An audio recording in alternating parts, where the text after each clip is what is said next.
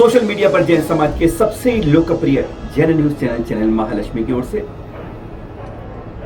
शपथ संकल्प के साथ कि तीर्थ सुरक्षा के लिए हम और आप करेंगे साथ, उसके लिए सदा अपने को अर्पित करना होगा, समर्पित करना होगा।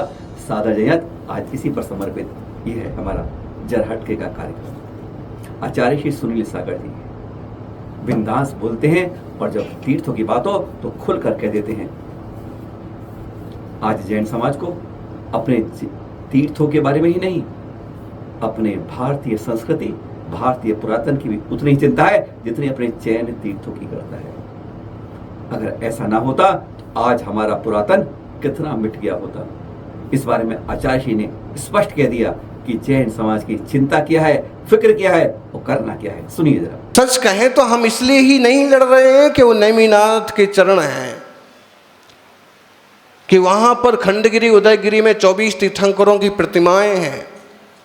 हम इसलिए ही केवल नहीं लड़ते हैं कि वो मंदिर या मूर्ति हमारी है, हम इसलिए भी लड़ते हैं कि वो देश की एक विरासत है, देश का एक पुरातत्व है। उसे मालूम पड़ता है। खंडगिरी उदयगिरी का शिलालेख है जो सम्राट खारबेल ने लिखवाया था, 2000 साल पुराना, और उस शिलालेख 17 लाइन का आज सुरक्षित है। उसकी 10वीं लाइन में लिखा है, क्या लिखा है?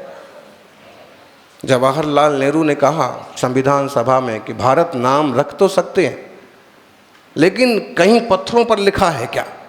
लोगों ने कहा 18 पुराणों में से 12 में लिखा है, ऋषभदेव पुत्र भरत से नाम भारत पड़ा। उन्होंने कहा कई पत्थरों पर लिखा है, और तब सामने आया कि खंडगिरी उदयगिरी के उस लेख में लिखा है भरतवश, प्राकृत भाषा ब्राह्मी लिपि भरतवश, भरतवश मतलब भारतवर्ष। और तब से हमारे देश का नाम संविधान में भी भारतवर्ष लिखा हुआ है और साथ में इंडिया। अब संविधान में संशोधन होना चाहिए और इंडिया को पूरी तरह से उस भारत के लिए उपयोग नहीं करना चाहिए, भारत को भारत ही बोलना चाहिए। आचार्य श्री विद्यासागर जी महाराज इस पर बहुत ज़्यादा भावना थी, सबकी है। भारतीय संस्कृति से जो जड़ से जुड़े हुए लोग हैं, चाहे वो श्रमण संस्कृति के हों, चाहे वैदिक संस्कृति के हों, चाहे दुनिया के किसी हिस्से में रहने वाले भारतीय हों। आचार्य स्पष्ट कहते हैं कि दुर्घटना होती है, कोई बात हो जाती है तो बचाने वाले आते हैं। किसको बचाते हैं? पहले उन्होंने सवाल सीधा समाज से पूछ लिया कि किसको बचाते हैं? जो पड़ा रहता है, हिलता विलता नहीं है, जो पहले हिलता है उसको बचाते हैं। अरे थोड़ा हिलो डुलो, थोड़ा चलो बोलो, जब तक मुंह नहीं खोलोगे कोई बचाने नहीं आएगा। उन्होंने स्पष्ट कह दिया, कम से कम आवाज तो उठाओ। सुनिए, अगर थोड़ी थोड़ी भी कोशिश करें तो रास्ते निकल सकते हैं। आपको ध्यान हो कि कभी कहीं आक्रमण हो और जब सुरक्षा के लिए कोई टीम आती है तो सबसे पहले किसे उठाती है? कोई आक्रमण हुआ है, कुछ लोग मर गए, कुछ लोग घायल हो गए, कुछ सैनिक जो भी मान लीजिए, तो सबसे पहले जो रेस्क्यू टीम आती है वो किसको उठाती है, किसको हेल्प करती है? जो चीख रहा हो, चिल्ला रहा हो, या हाथ पैर उठा रहा हो, या फिर आंखें मलका रहा हो, या कुछ हिलने की कोशिश कर रहा हो, सबसे पहले उसको इशारा मिल गया कि इसमें कुछ दम है, इसको सबसे पहले उठाओ। और अगर वो और देख लिया कि ये भी चुपचाप पड़ा है, इसके तो प्राण निकल गए, ये भी चुपचाप पड़ा है, ये भी चुपचाप पड़ा, ये वाला भी चुपचाप, इनकी तरह मैं भी चुपचाप पड़ जाऊं, तो जिसमें जान है उसे उठाया जा पाएगा? मतलब ये है कि हाथ पैर हिलाते रहोगे तो सहयोग करने के लिए भी कोई आ जाएगा। बोलते रहोगे, उंगली करते रहोगे, इशारे करते रहोगे, कोई ना कोई कहीं ना कहीं से पैदा होगा, आपकी बात सुनेगा। आचार्य स्पष्ट कहते हैं अपनी साख बनानी होगी जैन समाज को, और साख बनाने के लिए सामर्थ्यवान बनना होगा। आपस में भिड़ना नहीं, मिलना होगा, मुद्दों को निपटाना होगा, समझना होगा और सिखाना होगा।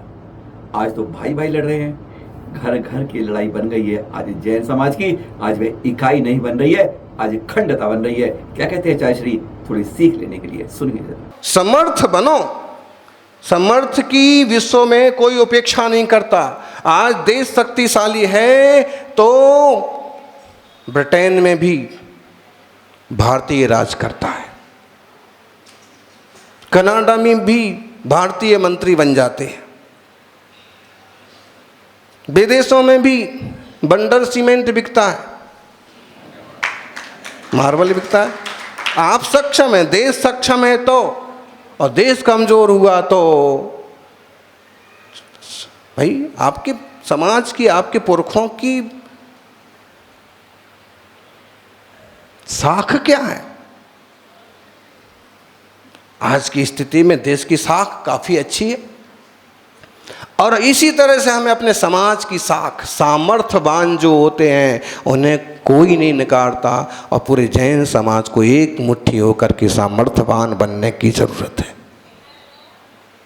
क्या बात है कि मसले नहीं निपटाए जाते हैं। शिखर जी वाले लोग, शिखर जी के मुद्दों को लेकर के आमने सामने बैठो, ठीक से बात करो, निपटाओ।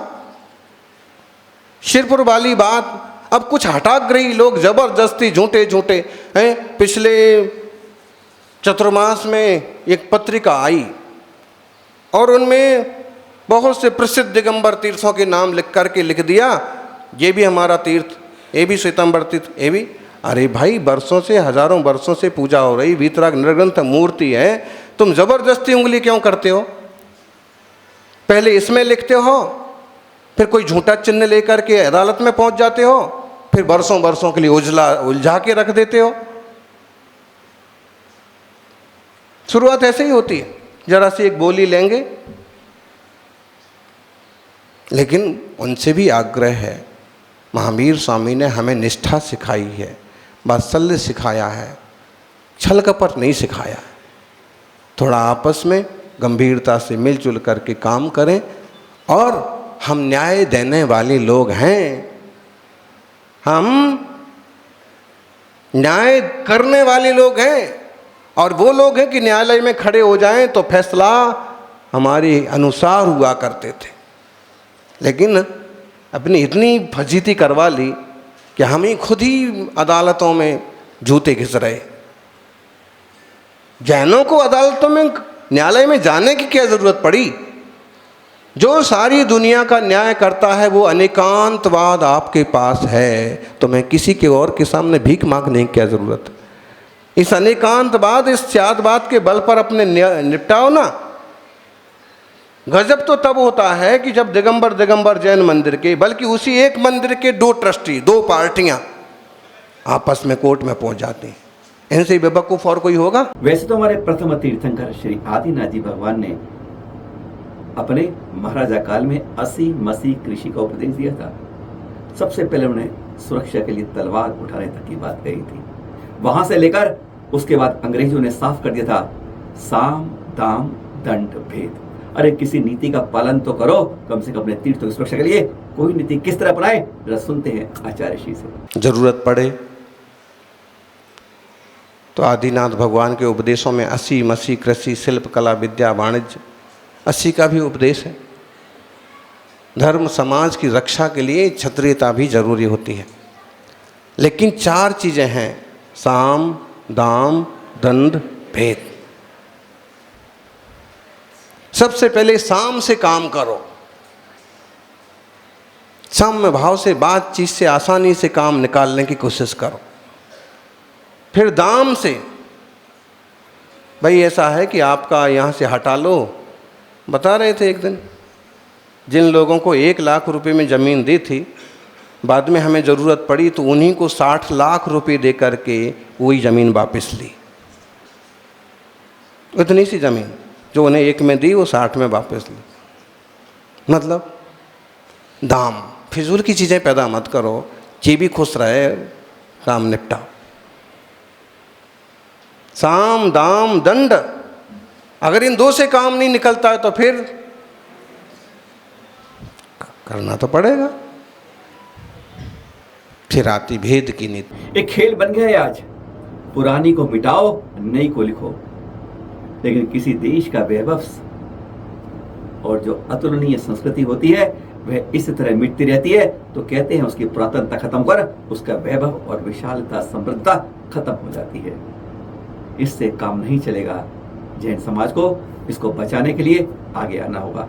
सुनते हैं जरा आचार्य श्री से। तो जैसे भारत की संस्कृति पुरातत्व की सुरक्षा जरूरी है, उसी का एक हिस्सा है जैन संस्कृति, जैन तीर्थ, जैन पुरातत्व। मान लीजिए गिरनार की 5वीं टोक पर बनी हुई वो नेमिनाथ भगवान की मूर्ति धीरे धीरे पोत दी जाए, उस पर धीरे धीरे कपड़े लगाना चालू कर दिया जाए, नुकसान किसका हुआ?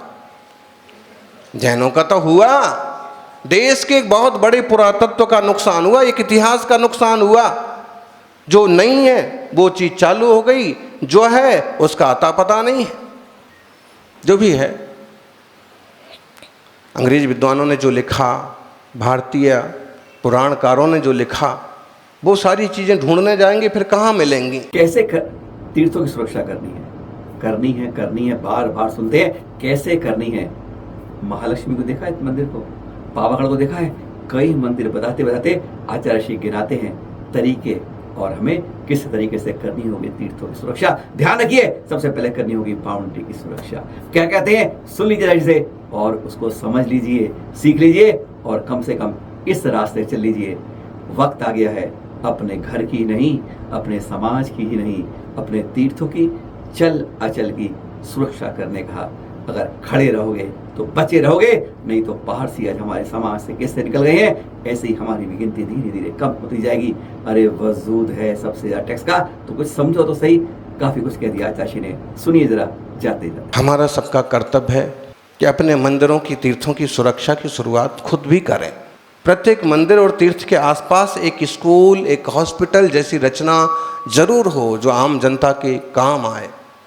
आपके मंदिर का रजिस्टर होना चाहिए, आपके मंदिरों की मूर्तियों की गणना का रजिस्ट्रेशन होना चाहिए, मूर्तियों के फोटोज सरकारी विभागों में होना चाहिए। बाउंड्री वॉल बहुत ज़रूरी है। भले आप कांटे की बनाओ, ऐसे लगता है बहुत खर्च होता है, भले आप सादे कांटे की बनाओ, लेकिन बाउंड्री वॉल हो तो अंदर कोई कैसे। दूसरी बात है कि हमारे देश में काफ़ी वर्षों से यक्ष यक्षिणी और चित्रपाल वगैरह की मान्यता वाले लोग भी रहे हैं।